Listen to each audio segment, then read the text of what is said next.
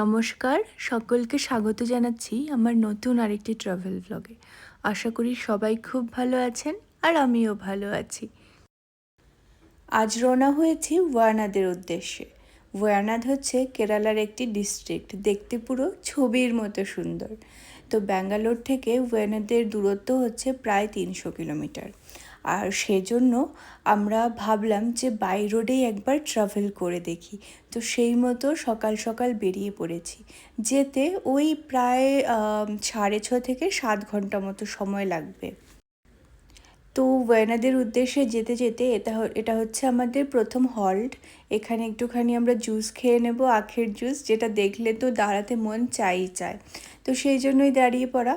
তো যেটা বলছিলাম যে 6:30 থেকে 7 ঘন্টা সময় লাগবে। চাইলে আর একটু আগেও পৌঁছানো যায় যদি আমরা ওয়াইল্ড লাইফ সেঞ্চুরির মধ্যে দিয়ে না যাই। কিন্তু ওয়ানাদে যাবার সময় এই বান্দিপুর ওয়াইল্ড লাইফ সেঞ্চুরিটা দিয়ে গেলে অনেক ওয়াইল্ড লাইফ দেখতে পাওয়া যায় যদি সকাল বা সন্ধ্যের দিকে হয়।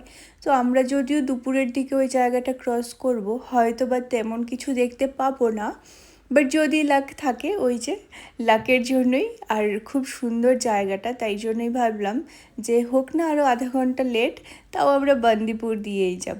তো সেই মতোই বান্দিপুর দিয়ে যাওয়ার জন্য আমরা এই রোডটা নিয়েছি।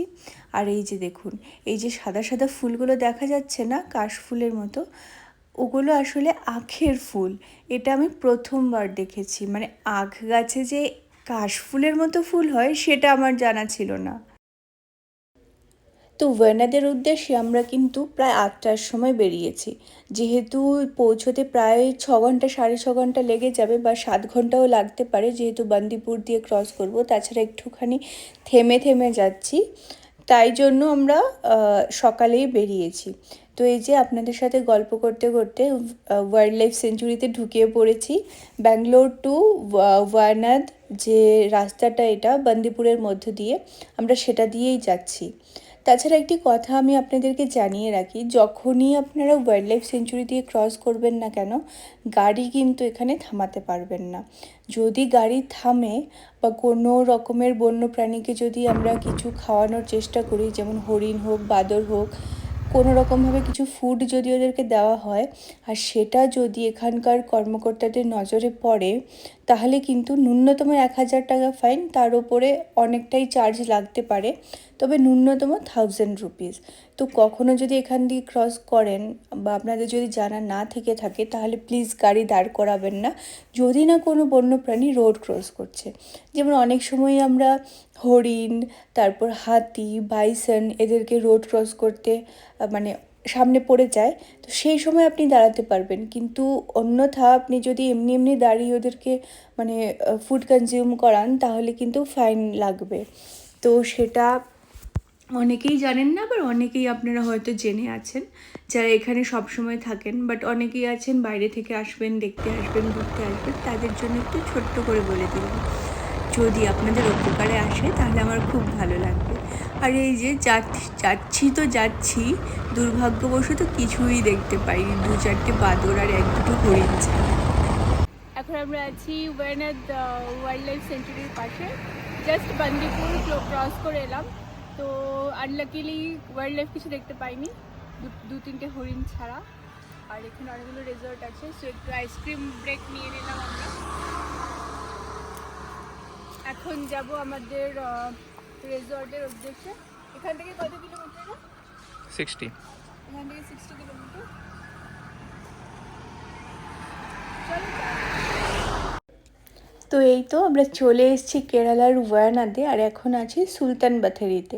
এখান থেকে প্রায় 30 কিলোমিটার মতো আমাদের যেখানে আমরা যাব সেখানকার দূরত্ব, মানে আমাদের রিসর্টের দূরত্ব।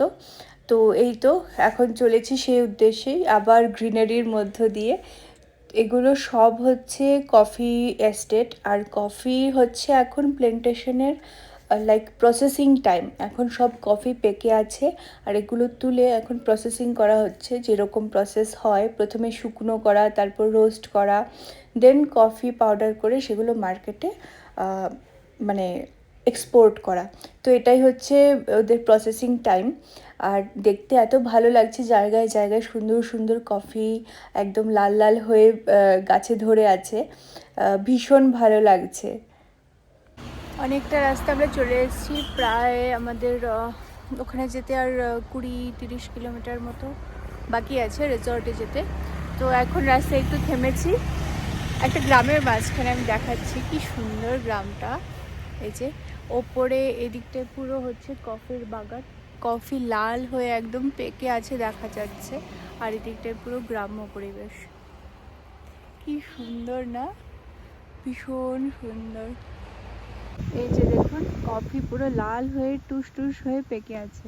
এক্ষুনি রাস্তা দিয়ে আস্তে আস্তে যত কফি বাগান দেখলাম সব জায়গাতেই সেম কফি পুরো পেকে আছে। আর এই যে দেখুন গ্রামের বাড়ি, কি দারুণ না। এখানে কলা, এখানে বেগুন ধরে আছে। এখানে বেশ সুন্দর একটা জিনিস দেখলাম, যদিও জানি না এটা কি ফল।